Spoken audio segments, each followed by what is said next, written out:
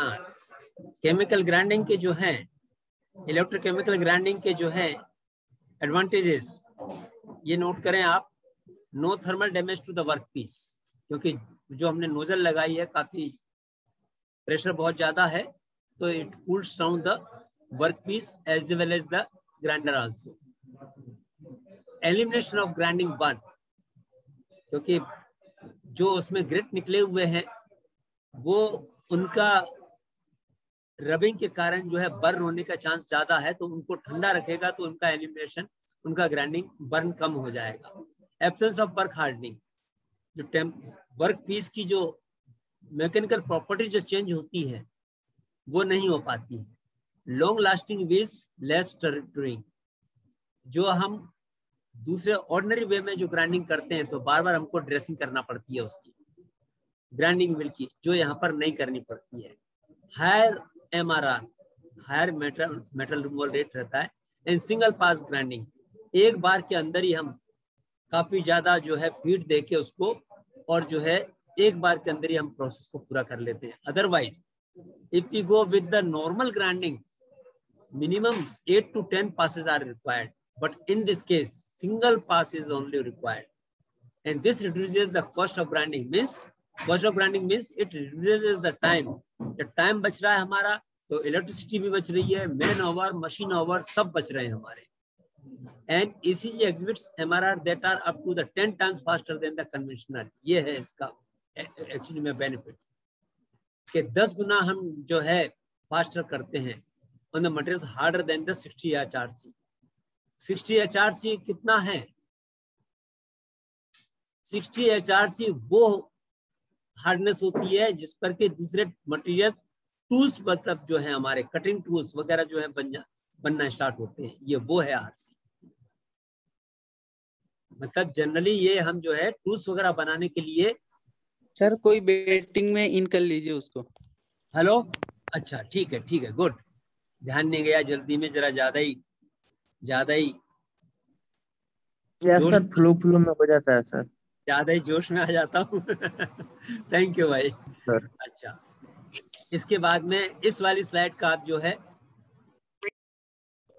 ये वाले का भी देखिए। Absence of burrs on the finish surfaces, बर्फ बिल्कुल नहीं होती है। Improve surface finish with no grinding scratches. Grinding scratches क्यों नहीं आते हैं? क्योंकि हम बहुत ज्यादा जो है उसके अंदर इलेक्ट्रोलाइट को यूज करते हैं, है ना। And in ECG the ECM action is efficient. 90% material हम किससे रिमूव करते हैं? इससे ECG से करते हैं, इलेक्ट्रोकेमिकल ग्राइंडिंग से करते हैं, और वो बहुत ज्यादा इफेक्टिव भी है इसके अंदर। Low machining forces, 0.5 to 1 MPa ही हम इसमें जो है मशीनिंग फोर्स यूज करते हैं। Make the process ideal for thin fragile work piece and the material is stress free and with the minimum of distortion.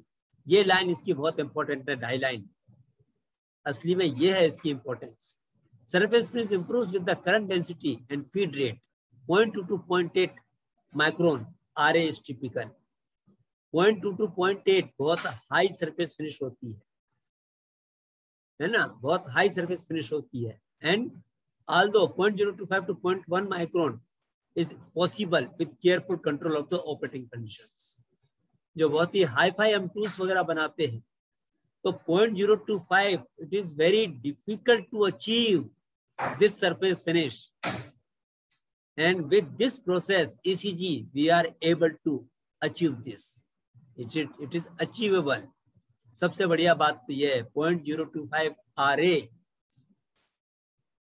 बहुत मुश्किल होता है दूसरी प्रोसेसेस से अचीव करना। And last one is accuracies are typical ±0.025 mm। Just imagine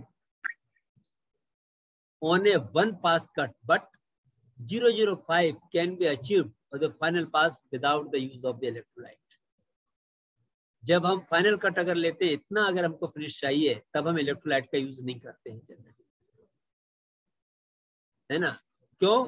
क्योंकि gap हम कम कर देते हैं, उसके गैप के बीच में से इलेक्ट्रोलाइट नहीं निकल पाएगा। एक ये भी बात है। कंडीशन क्या है? ये कंडीशन है जो मैंने अभी बताई। नेक्स्ट स्लाइड आपकी जो है नेक्स्ट स्लाइड आपकी आती है लिमिटेशंस। ये हमको पता होना चाहिए लिमिटेशंस क्या है। High capital cost and higher cost of grinding mill initially, मगर वो 10 टाइम्स या 15 टाइम्स हमको सेविंग दे रहा है तो we can manage with that. Then corrosive environment, जो इलेक्ट्रोलाइट है कोरोसिव तो रहता ही रहता है। High preventive maintenance cost, preventive maintenance cost क्योंकि ये कोरोसिव मटेरियल है, इसके कारण प्रिवेंटिव मेंटेनेंस कॉस्ट भी बहुत ज्यादा है। Tolerance achieved are low, difficult to optimize due to the complexity of the process, difficult to optimize that। Complexity इतनी अधिक है कि कभी कभी हमको प्रोसेस को ऑप्टिमाइज करने में प्रोसेस मतलब जो है प्रॉब्लम आती है। Non conductive materials can not be machined, सबसे बड़ी बात तो ये है क्योंकि एनोड कैथोड हमने बनाया है, अगर नॉन कंडक्टिव मटेरियल है तो उसका हम कुछ नहीं कर सकते। MRR है but ECG can not obtain the tolerances achieved by the conventional grinding,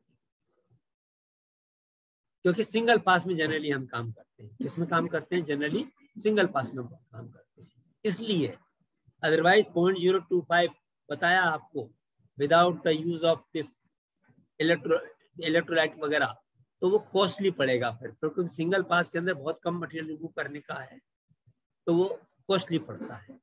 and last slide limitation, ये अभी बता दिया। और ये मैक्सिमम विल कॉन्टेक्ट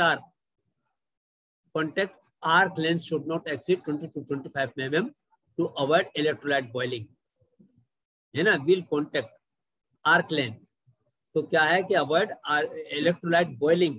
टेम्परेचर बढ़ रहा है ना, ये आपने ध्यान दिया इलेक्ट्रोलाइट का टेम्परेचर, क्योंकि ग्राइंडिंग में सबसे ज्यादा जो है रबिंग होती है, सबसे ज्यादा जो है मेटल रिमूव होता है। If necessary to exceed this value, electrolyte must be supplied to the grinding area by auxiliary methods, है ना। और feed rate must be reduced, feed rate उसका कम करना पड़ेगा। And poor operating conditions can lead to hydrogen pickup in steels।